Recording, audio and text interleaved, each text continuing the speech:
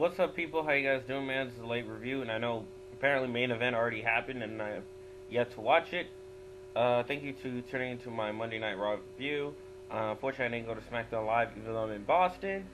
But still, my favorite live event is SummerSlam, nonetheless. So, anyway, thank you for those who are watching my review, or who watched my review, or are watching it now. And to get started, I'm here to talk about what happened on Monday Night Raw on the road to WrestleMania, which has been a build-up. So, to start off, to explain, starting off what happened on Monday Night Raw to start my review, was Stephanie McMahon's promo. Indeed, the promo was good. It felt like she kind of went back to the passive-aggressive, but at the same time, she was still getting a point across, so I'm glad she didn't get too passive, but she was very level. She was trying to say, hey, insolence will not be tolerated. But with Triple H's separate segment of his own with Michael Cole, he kind of hit the nail on the head. I felt like him did a lot more. Unfortunately, it looked too set up for Randy Orton and Batista to come out. I kind of didn't really like that. And basically, it kind of looked repetitive but he had another point where he's like, you know what? You should just have your husband beat Daniel Bryan and walk away as the winner instead of him walking as the loser heading into the main event of WrestleMania. He should just say, you know what? He shouldn't have to plug into the Randy Orton Batista match. I mean, my match with Batista, he shouldn't have to get involved with it. It should have been just me and him to begin with.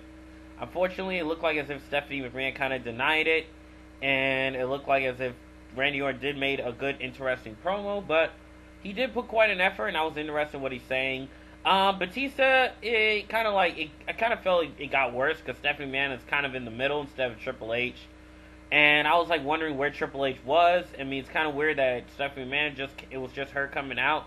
But when Triple H was there later on in the night, it built in more purpose for him to do a separate promo and for her to do a separate promo of her own. But unfortunately, her promo was weighed down by Batista, and Randy Orton did put the effort to carry it. But unfortunately, the whole thing came crashing down after Batista came out because, he did set some points across about him sucking up to authority. And last week was a better promo between them two, but this week he just talked about sucking up to the authority. He could have said, oh, you just like kissing their rear end or kissing up to them and stuff there like that. And he could have said, hey, especially you do want to kiss Stephanie McMahon. I mean, other guys want to kiss instead of drooling on him, it kind of felt kind of forced. It kind of felt a little too irrelevant and unrelatable, but because he is kissing up to the authority, it kind of had some weird transition to that. But personally, for me, I felt like as if they set that up for Stephanie McMahon to slap the glasses off Batista. At first, I didn't like it. It felt weird for me to see that. And then the fact that she yelled at Batista, but not on the mic, though. But it kind of looked like, Stephanie McMahon, it did piss her off, so she slapped him. But that was like, other than that, she was the highlight of the promo. Randy Orton was kind of there, but Batista didn't do much for it because he botched on that mic, and Stephanie McMahon gave her another mic, which is quite a weird story and a weird way to kick off Raw. So yeah, that's kind of like the weirdest thing what happened from there. Next match we had was next set of the segment of the night was a match, Los Matadores versus Ryback. It looked as if it was a squash match. The match was way too short, and the Shield, it looked like it was a setup for the Shield to come out and attack Ryback. It looked kind of forced, but the Shield still managed to make a statement. Despite the place they're in, they still continue to look like as a strong stable. So later on in that very night, they had a match with the Real Americans, and they did beat the Real Americans with Seth Rollins nailing his finishing move, the Blackout. Now he changed it to Peace of Mind and gets the victory. And then they nail out Cesaro with Zeb Coulter that stood by and didn't really want to get too involved. I wish they kicked him or attacked him of some sort, and then he comes back. And then they nail out Cesaro to just triple powerbomb Cesaro through the table. The match was very phenomenal to watch. I was excited to watch the Real Americans versus the Shield. But later on that same occasion, Kane and the New Age Outlaws announced that they're going to have their match against the Shield. So I know much as the guys on PWTR, and only one of them still likes to see that match. But unfortunately, it turned out as if the match did kind of look forced, but looked like they were having story to it. So I have to agree with one of the guys. Like, they're trying to build a story up with them feuding with the Authority. Unfortunately, the build-up didn't go as great, where they could have had their feud with the Authority heading in, where the Authority could have another bigger stable and the Shield feuds with the stable near like the Enforcers. But it's as if the Authority storyline with Daniel Bryan is slowly dying. If it was to continue Extreme Rules, it's kind of like you're just wondering when's it gonna end. Hopefully by May it does end, because Shawn Michaels and Vince McMahon's feud didn't end at WrestleMania. It continued on to Backlash during the time where they had Backlash, and it was Shawn Michaels and God versus the McMahon. So, yeah, I don't know what's going to happen if Daniel Bryan was to win. I don't know what's going to be next to the Authority. Hopefully Triple H at least taps out, and then Vince McMahon does come back in April, and then he tries to shake things up. But, yeah, quite frankly, as if Vince McMahon was, the last time he was there was in August, where he kind of just planted the seeds for, he kind of just planted an establishment for Triple H and Stephanie McMahon to play the Authority, which basically was what happened. So, quite frankly, to that. So, yeah, so basically we have that match going on. Next event we had was AJ versus Naomi, and it was surprisingly a title match, but I thought it was non-title. But unfortunately, the match ended with AJ cowering out in a count-out, and it looked as if AJ and Vicky are having their feud, but unfortunately, Vicky is not in the title match, unfortunately, because she is not an active wrestler. She's not wrestling in the WWE. She is the GM.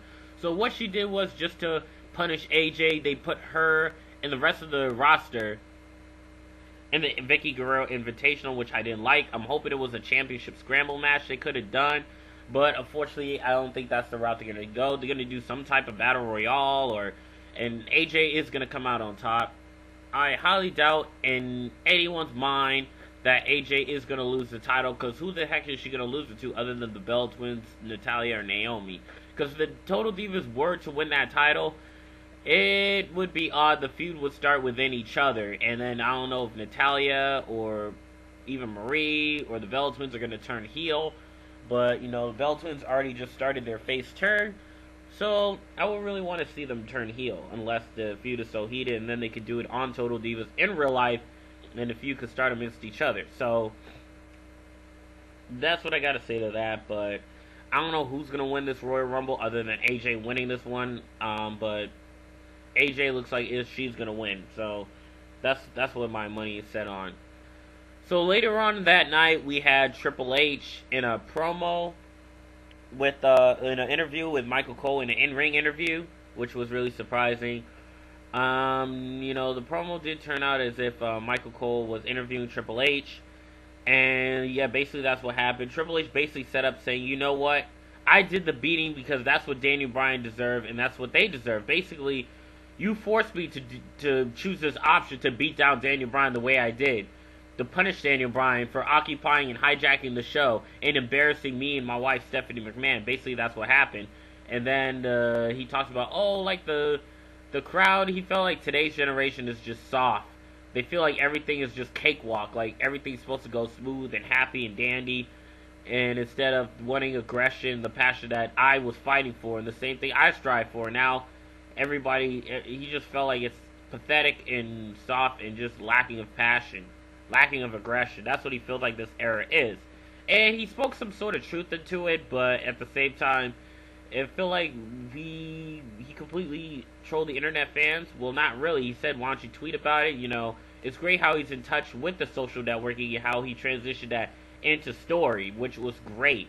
It's great how they don't have to try and be hip, talk about twerking and stuff like that, and they don't have to talk about stuff that's going on in the social media, MTV Movie Awards, and stuff like that. So, honestly, I feel like as if Triple H is like having that road to WrestleMania energy, which is great. And Randy Orton does need to get up there fast, so that's what I have to say to that.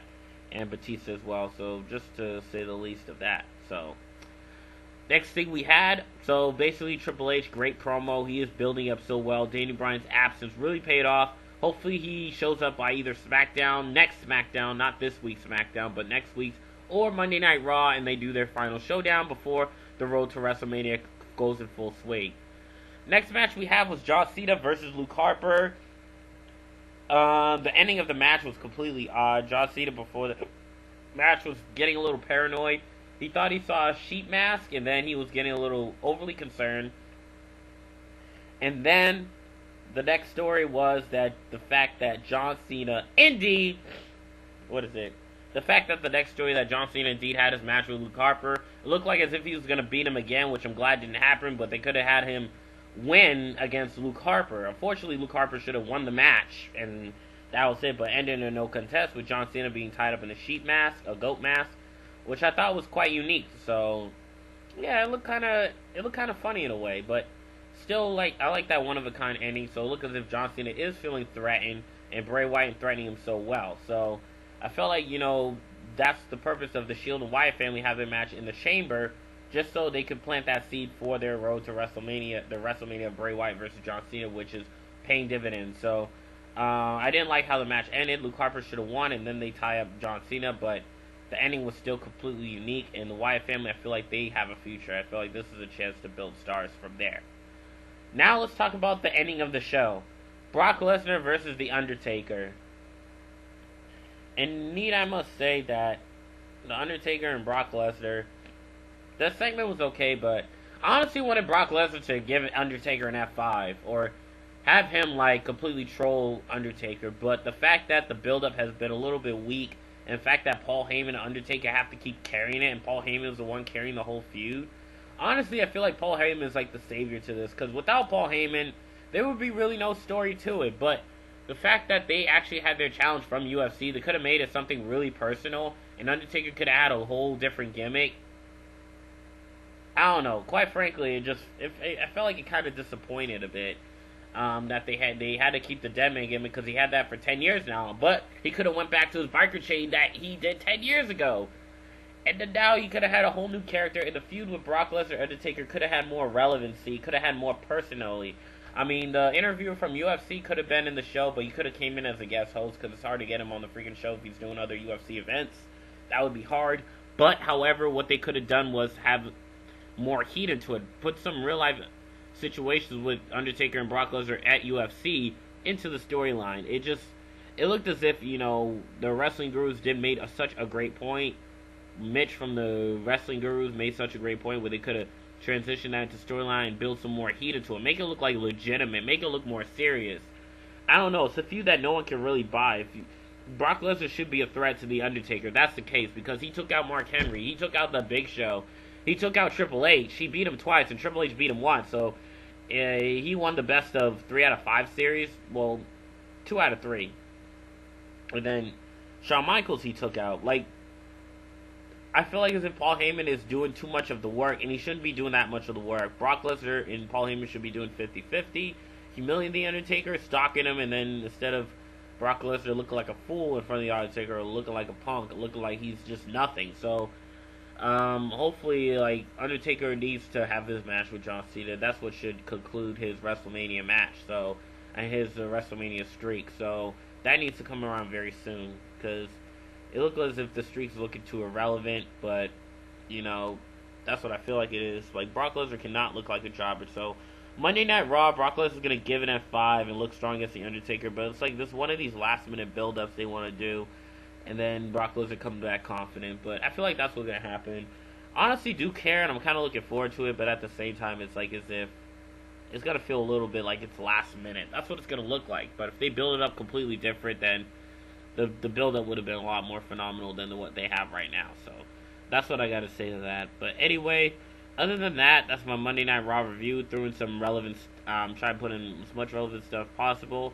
And the Usos are in their triple threat tag team matchup from what happened on SmackDown. Hopefully it's good or 4-way, but Real Americans and Uso I feel like is going to be the highlight to this WrestleMania match. So after they got rewarded for beating up the Shield, and then 3MBs in the Battle Royale to the main event push memorial. Not the Andre the Giant memorial, their main event push memorial. Or their push period memorial Battle Royal. I feel like that's what it feels like. So, instead of the what the heck happened to the career, it's more of their main event push Battle Royal match. So, that's what I gotta say to that. And quite frankly, I feel as if the Shield and Kane and New Age Outlaws are gonna put on a good match, but I feel like the Shield is going to be one of the biggest highlights of this match, but, yeah, that's what I got to say to that. So, thank you for watching my video, and hopefully it didn't go on too long, so I'll catch you guys on the flip side. Peace out.